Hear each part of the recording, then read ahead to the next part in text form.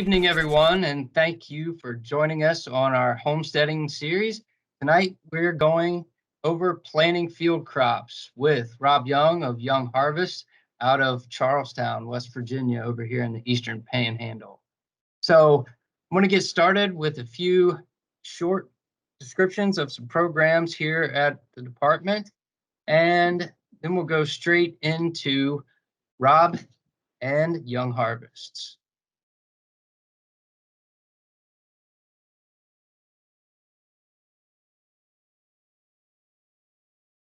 So here is a little bit on our West Virginia Grown program, a program that I need to get Rob in, by the way. It's our premier branding program here in the state of West Virginia.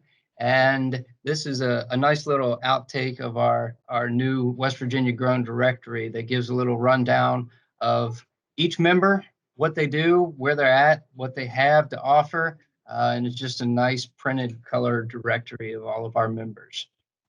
Our Veterans and Heroes to Agriculture, who Dane Gaiser runs.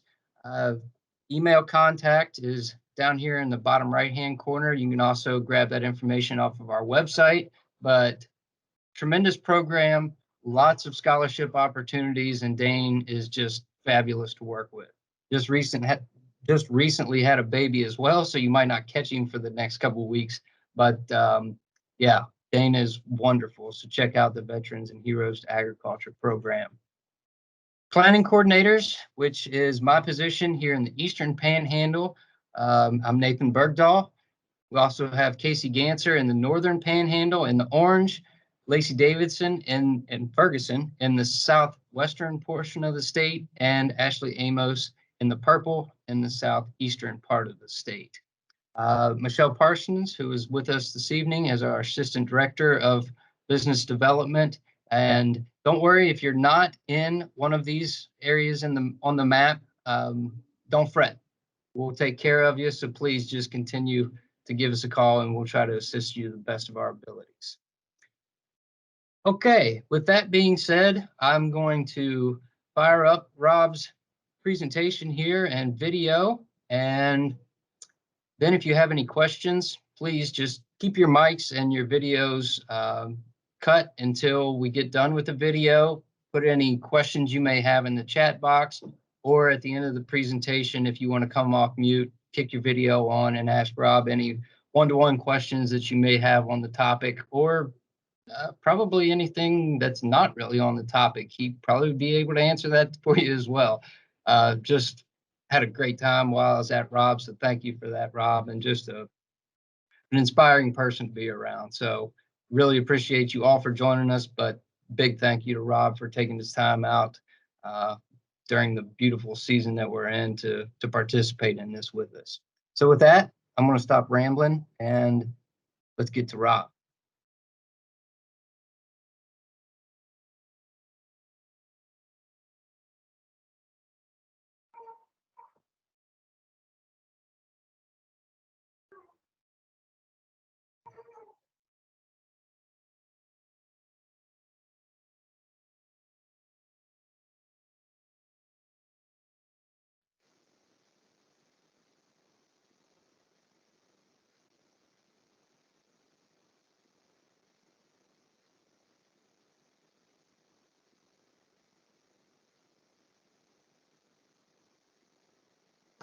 Hi y'all, I'm Rob Young out here at Charlestown, West Virginia, and this is Young Harvest Farm.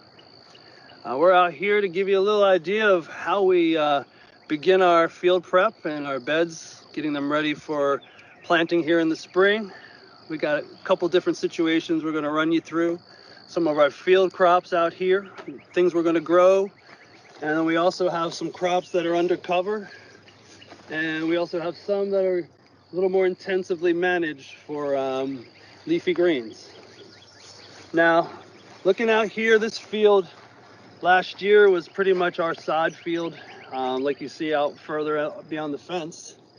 And our ideal is to respect the land and try to impact it as positively as possible. And so one of the things that tends to be a little destructive is our cultivation. And there's a reason for it, and so we do it for that reason. And one of those being we're trying to actually raise some beds here. But in order to kind of reduce a lot of the initial moldboard plowing or heavy disking, things that are really beat up the soil, we've found a means to pretty much kill off the grass organically and allow it to have time to be digested into the ground. And the means to that is the use of a silage tarp or landscape fabric like the one behind you. And this here is intended to pretty much smother out the light. High moisture environment. So this here is actually just some weeds that got a little out of control, so you see them lifted up, but they're basically being killed and eaten by the microbes under this tarp. In the winter, you're looking at a couple months. In the summertime, you're looking at almost just a few weeks. What you're going to find is, unless you have some really established grasses, Johnson grass or some rhizomes that are need a little extra time, you're going to have a full kill of your weeds. At this point, you still have structure from all of that life and that had been out in that pasture, so you don't really want to break it up too much, because a lot of that opening the soil is oxidizing the carbon that's already in there. So we want to keep that in place. Now, what you found here, in order to have some good drainage, we like to kind of raise things up.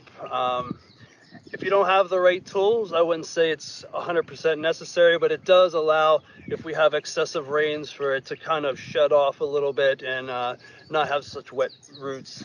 Now, what we've done here, this field, since it's pretty much going to be full of weeds here soon, we're going to kind of tame it, we'll say.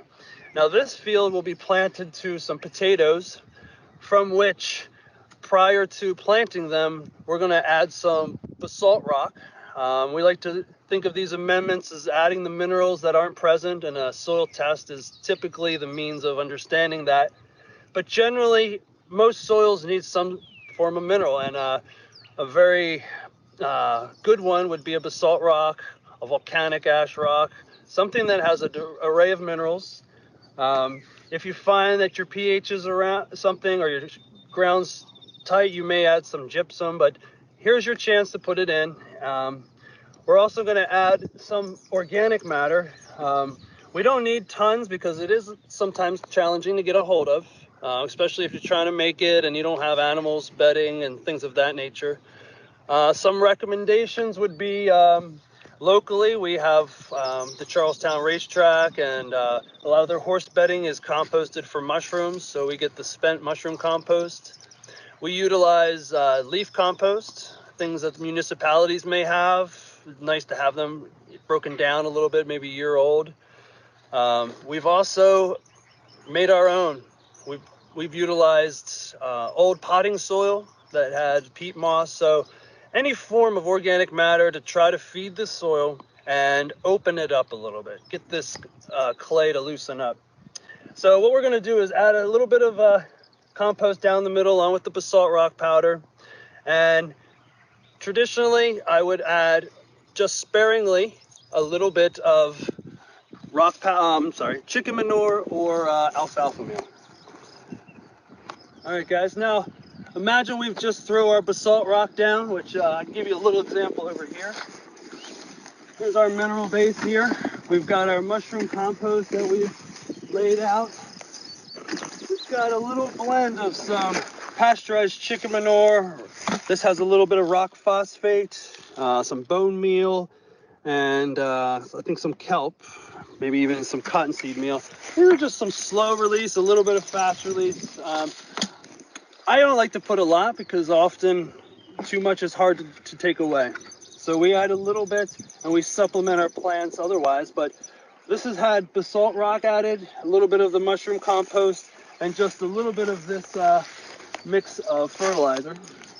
And what we like to do, now that you can see it's on top, we like to keep things on the surface, and that being the place where a lot of the microbial activity is.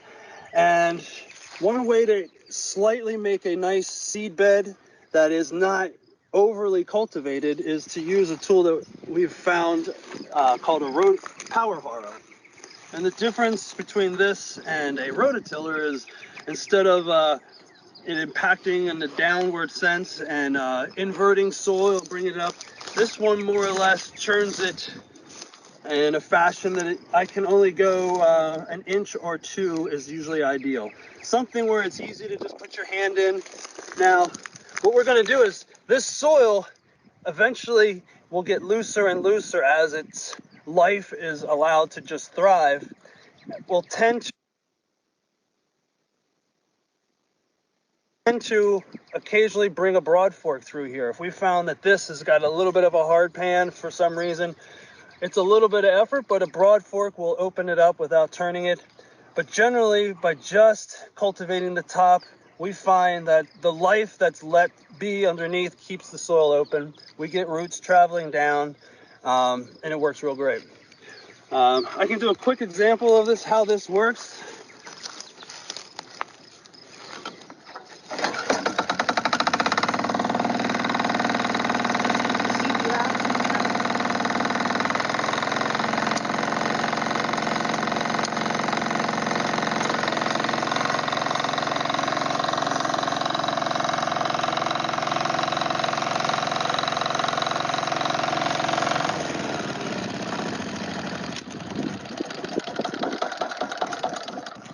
Now, this is a really nice seed bed from which we're going to do out here our pepper patch. So any crops that we feel like has a long term to it, the weeds are going to have plenty of time to grow. So we want to help the lack of time that we have by putting down some plastic mulch, biodegradable mulch we're experimenting with. Anything that's going to actually push out the roots from the roots of the plant, the weeds, and hold some moisture. We find the walkways, typically something will grow. Typically weeds that we may not like the seeds or the rhizomatous roots. So this all here is to be planted with a cover crop. One of the favorites that I find is a white clover. It doesn't grow too tall, even though that looks pretty big. And this here can easily be mowed down with a weed whacker. Something that is actually holding the moisture so the in between the beds aren't drying out as much. Whatever life is in the soil, it's just a non-disturbed area. And we find that when it actually grows, we can either mow it back, keeping the crown so it grows back, or just stomping on it really brings it down. We've even brought rollers, but we find it's not much of a problem. We still have plenty of air passing through. And right, so from there, all right, guys. Here, for those of you that may not have the tractor and the plastic mulch layer, we offer another option. This is a landscape fabric. You can find this online and easily at Home Depot. These holes have been burnt with a little hand torch through a piece of plywood. And what we have here is the same idea of mulching. This here is going to be a long-term crop that we're about to put in of rosemary, some herbs, and basil. Now this is going to allow the suppression of the weeds, a holding of the moisture, and these underneath here we have some drip tape. The beds were treated the same way. We added the basalt rock, a little bit of the fertilizers. We get some compost in there. It was shallowly cultivated. Now, I think if people only have a rototiller, just do it shallow. You don't need to go deep. The roots will find their way in there, especially if they're following the worms down. We don't want to kill the worms. All right, guys. Now, plastics everywhere. I know some of us want to just stay far and wide from it. So over here, we've got a little bit more intensive production. So these are our lettuces. We have some spinaches coming on, kales. These plants are not sticking around for super long. We might have them in the ground for 2 months. So we're going to treat these a little bit more intensively. The beds were prepped the same way. Instead of adding any mulches, we added a little bit more of the organic matter in this one to do a kind of a sheet mulching. This would be a weed-free compost if we have access to it. But here, because the weed seed bank is there, you kind of have to treat them a little bit. So these here, simple tools can help you take care of them. The key is to get them in the thread stage when they're small. You don't want anything when it's big. Now, when it comes to the walkway, this works great. We have a couple other tools that help too.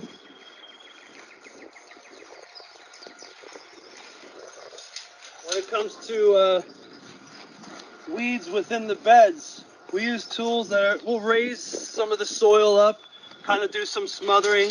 But once you've done that once, you really can't raise it up too much more. We have finger weeders that we can add, but relatively cheap. This is a spring harrow.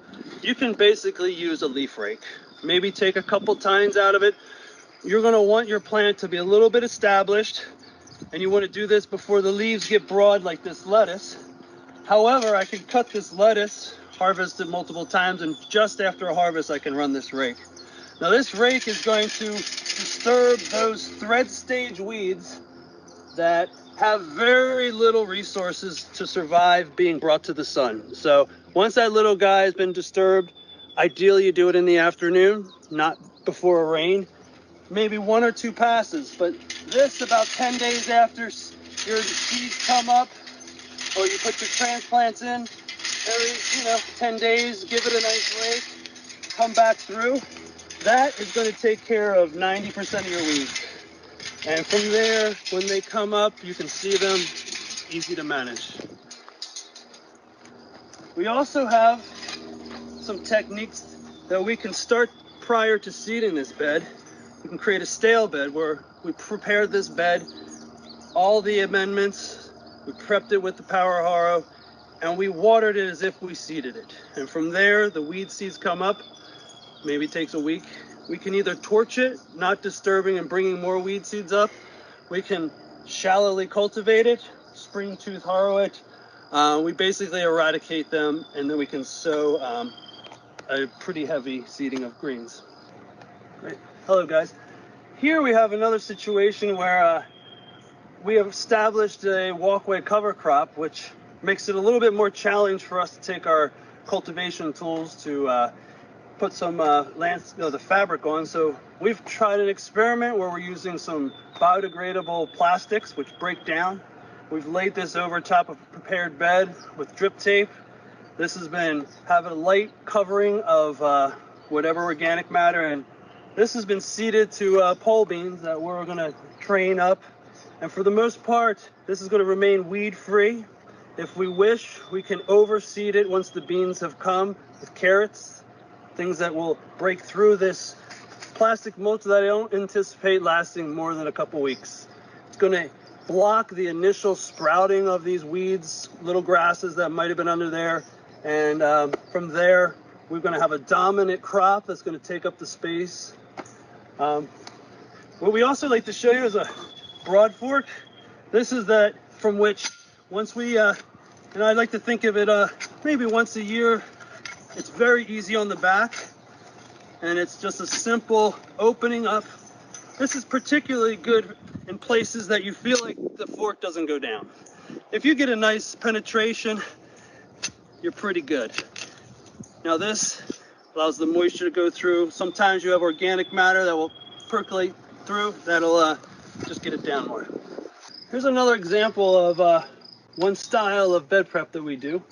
In our greenhouses, we do pretty intensive cultivation of leafy greens, as you can see. We also do lettuces and head lettuces. Same technique, we do a broad forking. We add our amendments, the basalt rock, alfalfa pellets, maybe the occasional spread of the pasteurized poultry manure. This here is all incorporated into the top of a mulch layer.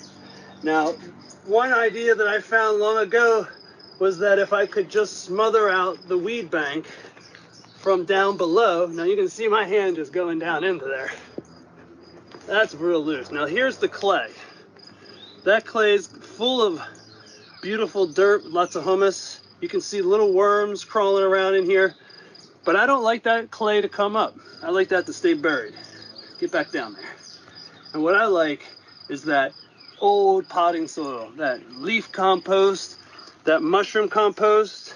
And what's happening here is those are weed-free organic matters that over time have broken down brilliantly, and we seed into that living mulch. That living mulch is actually suppressing the weeds below. We don't cultivate in a way that brings the weeds up. We cultivate in a way that's keeping that stratification maintained. And from there, that clay stays moist, which keeps it open. The life is constant, so the nutrients are cycling. And I think we get a little bit of cooling on the soil, especially when we're able to break this up and keep the wicking from drawing up too much moisture from the soil. This kind of will dry out faster than the whole underbank. From there, we found it real easy to draw tools like a transplanting tool. This happens to be one of those small farming tools that's in a paper chain. These are actually drawn through the soil and they unfold, drawing a small transplant into the ground. Really nice when they're actually smaller than you want to handle them. And the other option we have is direct seeding. The direct seeding in here is really nice because we do have some overhead sprinklers. A lot of this direct seeding requires a very wet seed bed, so drip tape works good, but the initial watering and keeping it moist for the first week or so is pretty critical for germination. But we use a precision seeder. This is not required. I've done broadcasting. Broadcasting can create overseeding if you could be real good about it. Otherwise, you can create furrows with some space. And then you direct seed, giving space for each of those. And we have different seeders that can speed that up, but you can recreate the same thing on your own. Use the end of your rake handle, make some lines. Nothing has to be perfectly straight. You just need room to walk. And from there, you can see the weeds are minimal. Anything we see coming up, we're eventually going to use our undercutting tools just to undercut it, give it a little dry out time. You can see this cilantro looks great. We'll get usually 3 cuts out of everything.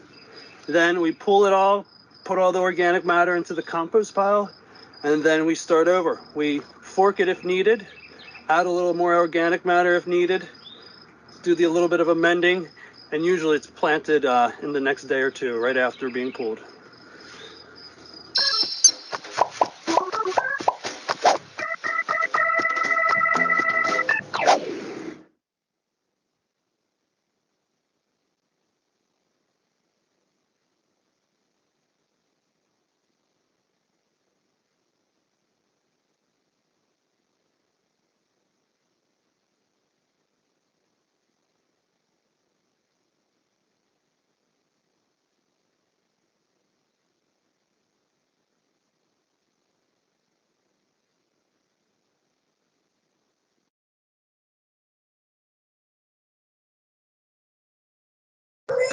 Okay, I'm back with you finally after staggering through trying to get back to the main screen. But Rob, just wonderful, wonderful information. And again, thank you so much for taking your time out of a couple days to do this one. But does anybody have any questions for Rob? I could probably sit here and ask questions all day long because Rob puts more time and effort into his soil quality than probably anybody that I've ever worked with or ever seen. His soil is top notch to the point that, like I said, Carla and I were sitting there pulling it out of the ground and just brushing the dust off and down the chute. It was absolutely wonderful. Chris, do you have any specific questions for Rob or Carla? Not at this moment. It's just really interesting to see all the different tools and everything. Like I said, I'm just kind of getting into the gardening aspect, and I'm growing some raspberries and starting a raspberry patch and trying to add on to it. So I went from cattle farming down to gardening. Mm-hmm. So it sounds like you must have a lot of organic matter to maybe cover up those raspberry roots. I do. One of the problems that I'm dealing with on the farm is that organic matter and the hay. I live in the river bottom, so woody hemlock, spiny pigweed, and Johnson grass are the bane of my existence. Right. Do you have a cultivation tool at all? I mean, you can run a tiller shallowly even on each side of their raspberries.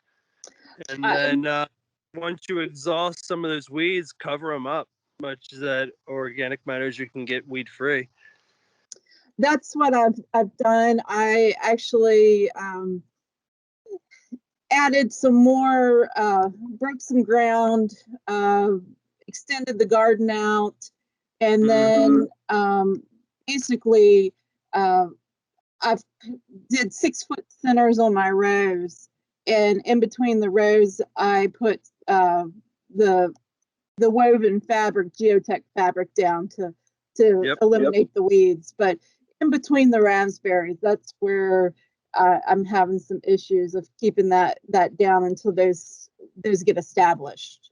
Well, also what if you laid that landscape fabric down and like kind of oculated those weeds, and once you took it off and it was bare ground, what if you could sow your clover, something low cover, maybe even a little bit of diversification. I find like oats doesn't spread.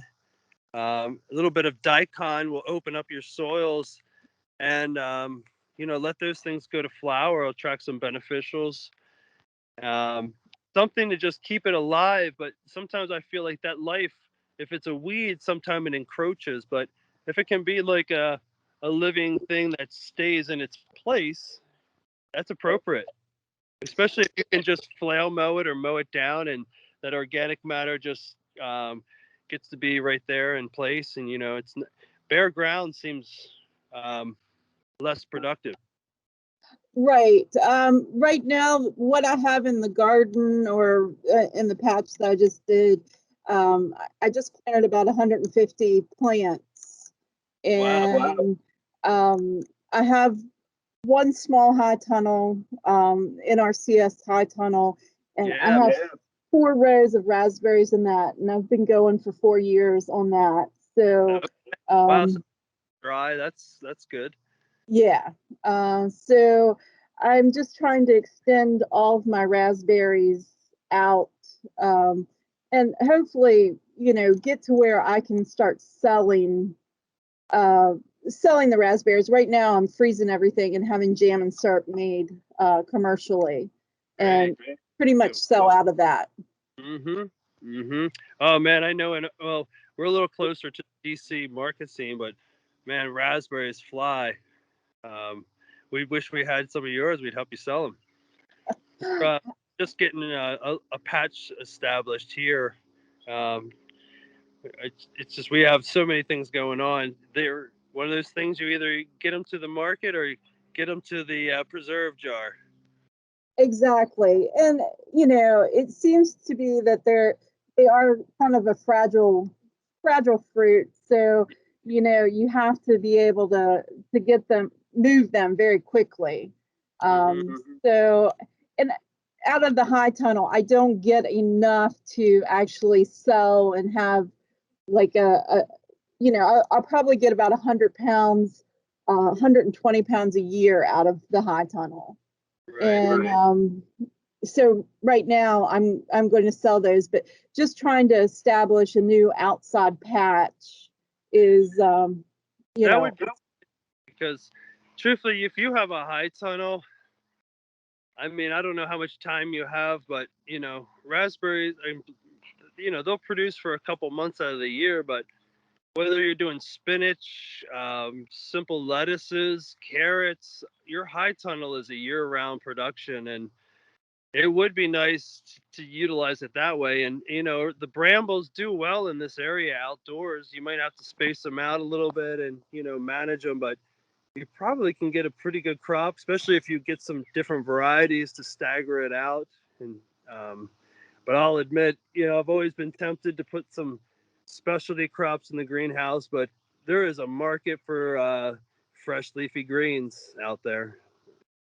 There is, and it's just, I am one of those we're just a little far away from the market that you guys have, and Right, our local market doesn't support that, right.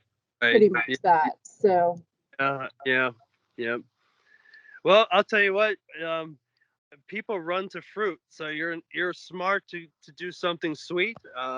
You know, even if your area won't support something, everybody's really going to want to get their hand on some fruit. So maybe you can kind of just find another fruit that you can kind of bring into your situation and kind of like extend your season a little bit, and experiment with bringing those berries out of the greenhouse. And you know, maybe you have a couple different extra vegetables in between every so often. yeah, I was just telling Nathan that we went from 121 head of cattle down to about 9, and so I took 8 of our 16-foot feeders and added sides to it, and I have filled that with a nice compost from the barn lot that's been composting for about 5 years. And then, you know, filled it up with some Pro Mix and have planted those. Yeah. Well, if you're having fun and you're interested, you're gonna keep going, and you're gonna keep figuring it out. So a lot of it sounds like you've got some good organic matter to add to your soil, and I guess the market is always a challenge to figure out what they're gonna take, but fruit, a little bit of diversity. Yeah, and that's kind of what I'm planning on doing. I think, you know, right now on the sides on the high tunnel, I have herbs and strawberries. Strawberries are, you know, I'm picking strawberries now, and Great. you know, it's kind of a retirement plan from the Department of Agriculture for me, that I'll have something to fall back on and maybe take an early retirement and be able to. So once I get my beds established, but I was hoping to add some more different fruits, some elderberries. I got several acres here that I can expand on, and was thinking about doing a U-pick patch. So that sounds like a great retirement plan, or keep you busy and active and inviting a lot of people into your beautiful world, and there's nourishment, and you'll get better every year. Yep, I hope so. I hope so. Oh, I guarantee it. She certainly has. I was there when she started this whole shindig, and she came in and said, "I'm going to get a high tunnel and I'm going to plant it in all raspberries." And we all looked at her like she was plumb crazy. And today she's doing it. I mean, yeah, I'm sure. She's had some ups and downs, haven't you, Chris? But you figured it out and kept plugging along and persevered and figured them out. And I haven't been there in a little while now, but I'm sure it looks tremendous. Spider mites are my worst enemy right now. So spider mites are really hard to get rid of. Is there a predator to them, or I haven't had too many of that issue? I usually buy predator mites. Right. So I very rarely, if I have to spray, it's something like neem oil or you know, something very, you know, organic. I had some white flies last year. Seem to have gotten rid of those, but I try to do beneficial insects inside.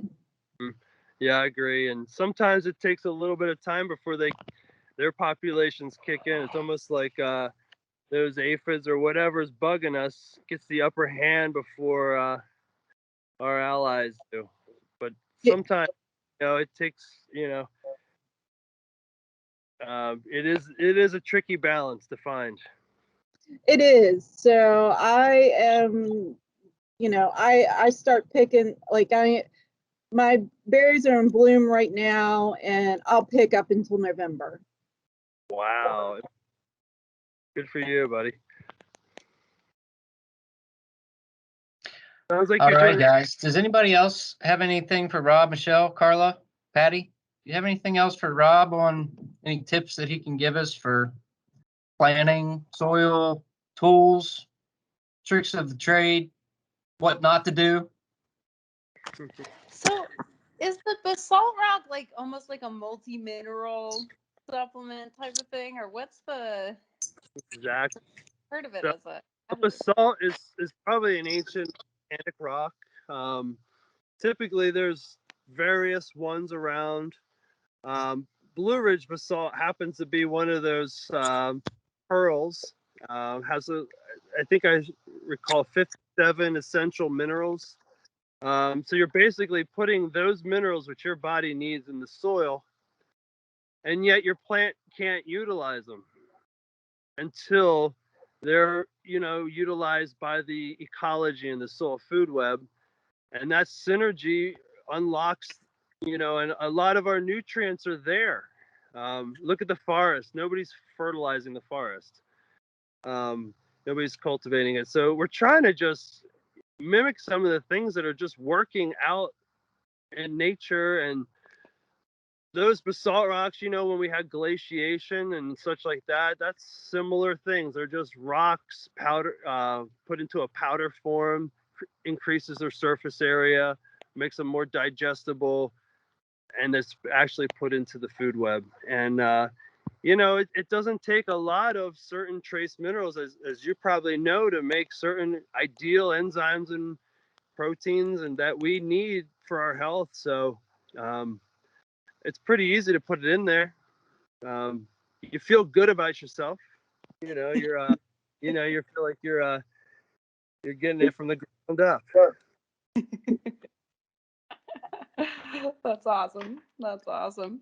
So what's like a good starting recipe if you're starting with a completely new bed for adding some organic matter and some good mineral content and stuff like that? Or is it a secret? Yeah. No secrets. The secret is access. And probably throughout West Virginia, that's more complicated. Organic matter is probably key. Those organisms, we're all carbon based.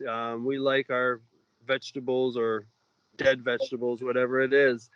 So organic matter, enlivens the soil. And then you've got just these little pieces that you just want to add.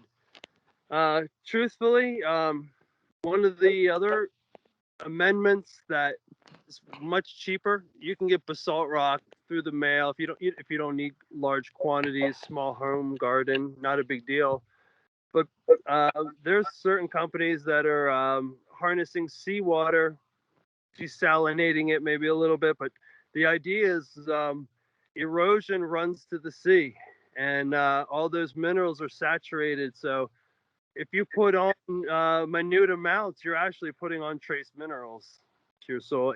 So Google seawater soil amendments and use them, as they're instructed. Add some trace minerals. Nice. All right. Thank you. Do you have any miracle tips on how to get rid of Johnson grass? Smothering. I mean, truthfully, that silage tarp is. I'm guilty of plastic waste. For sure. But I'm utilizing it for what it's worth, and covering something. Johnson grass, you're gonna have to leave on a little bit longer than most grasses and such. But that will, just through taking away some moisture, mostly the sun, a little bit of heat, you'll really impact it. And then you'll have a stale seed bed that if you create competition, you're eventually going to make things difficult for the Johnson grass. And truthfully, I would love to think of anything that's happening in your farm and your soil. Think of it as an indicator. There's some resources. One book is Weeds and What They Tell, or Weeds Control Without Poison. Something, basically, certain weeds are telling you how your soil is, or certain bugs are telling you, what's going on. So, perhaps if you have aphids, there's too much nitrogen. Perhaps if you have dandelions, you need calcium and you have compaction. So sometimes, truthfully, I think the weeds are part of the scenario where let them go.